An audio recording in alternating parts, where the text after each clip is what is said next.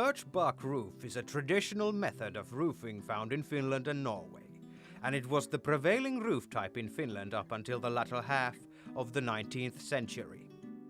The waterproof layers of this type of roof are made of birch bark. On top of the bark, wooden poles are placed. Roofs found in eastern and middle parts of Finland have a board which runs along the eaves, keeping the wooden poles in place. The board itself is held up by wooden hooks attached to crossbeams. In western and northern Finland, the wooden poles are held up by pegs which run along the ridge of the roof, inside the pole. This building, moved to Turkansaari Open Air Museum in 1966, was last used to house tar kiln workers in the village of Särkijärvi during the summer of 1940. The roof will be renovated using traditional methods of construction, complete with the ridge pegs of the northern western style.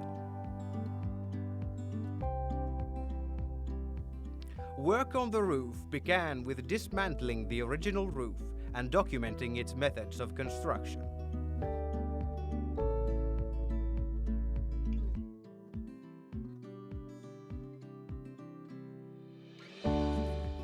On the overhang, birch bark is placed with the white side facing up. For the rest of the roof, bark is placed facing the rafters, overlapping with previous layers.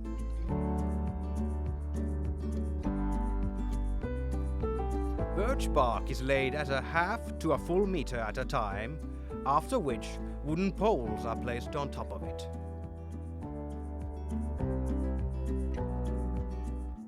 Using an axe, ridge end of the wooden pole is cut into shape to fit its fellows. The wooden poles which hold up the bark in place are fitted, and a channel for the ridge pegs is bored before they are mounted on the roof.